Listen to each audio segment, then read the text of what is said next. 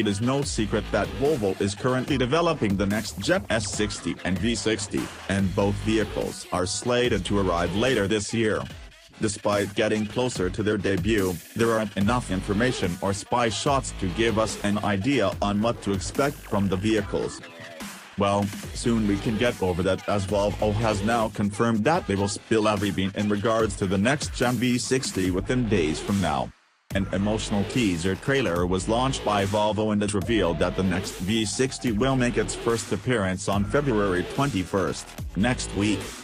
As mentioned before, the lack of clues has made it hard to predict on how the V60 will look like. But if you are to study past V60 models, you can expect the next-gen wagon to be largely based on the S60 and also be built on the same platform that is used on the S60. Last year saw Volvo launching the second-gen S60 and we learned that the vehicle is built on S90's architecture.